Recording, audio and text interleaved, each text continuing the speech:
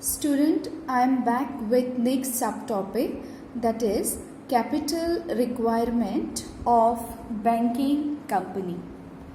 Here we are talking about two banks, that is Indian banks and foreign banks. Right? So what are the capital requirement in case of Indian banks and foreign banks? Okay, so we have to see two cases here, in case of rural areas as well as in case of urban areas. Okay, so let us start first with Indian banks. Okay, in case of rural areas. To start a Indian bank in rural areas, it is 5 lakhs. Okay, and to start Indian banks in urban areas, it is 10 lakhs. Okay, now next we are talking about capital requirement in case of foreign banks. First we'll take opening of foreign bank in case of rural areas. Now rural areas, it is 10 lakhs, and in case of urban areas, to start any foreign bank, the capital requirement is 20 lakhs. Okay, this is like comparison between Indian bank and foreign bank. Right?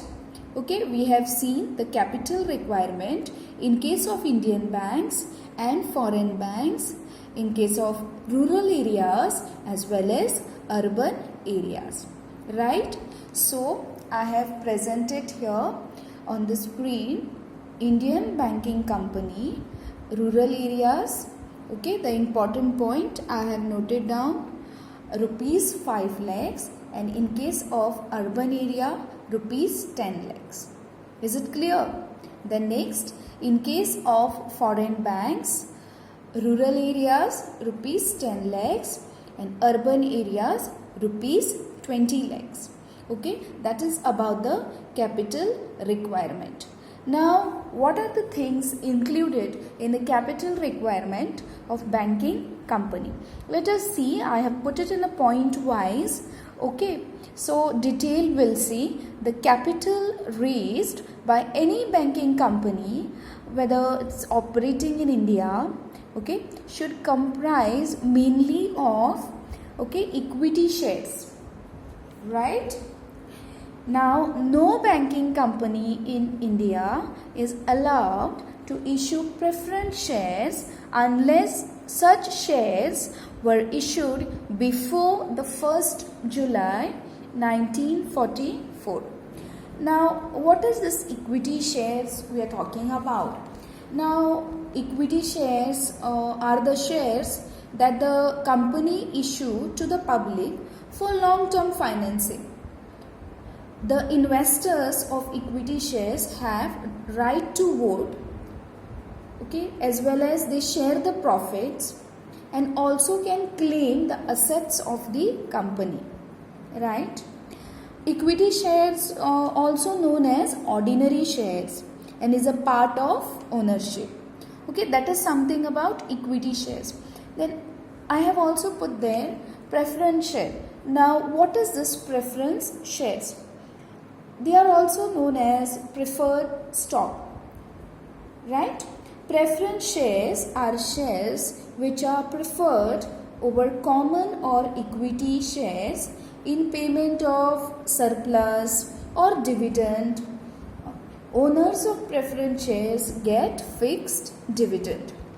Is it clear? Okay, so now I have put it here, capital requirement of banking company.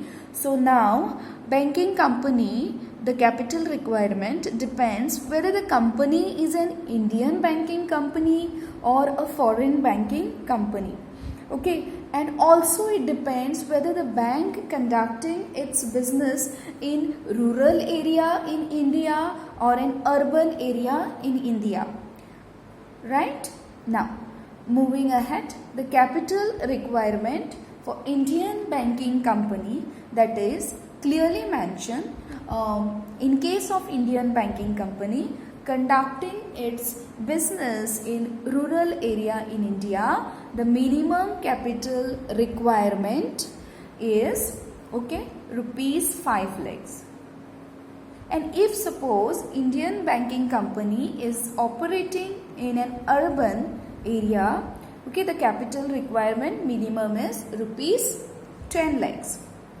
Same way in case of foreign bank, the minimum capital requirement for foreign banking company operating in rural area in India is rupees 15 lakhs.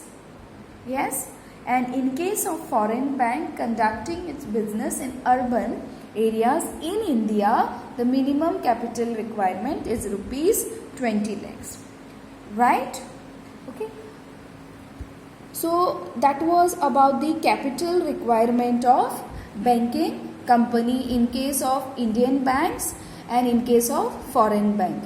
Same way in case of rural area as well as in case of urban areas.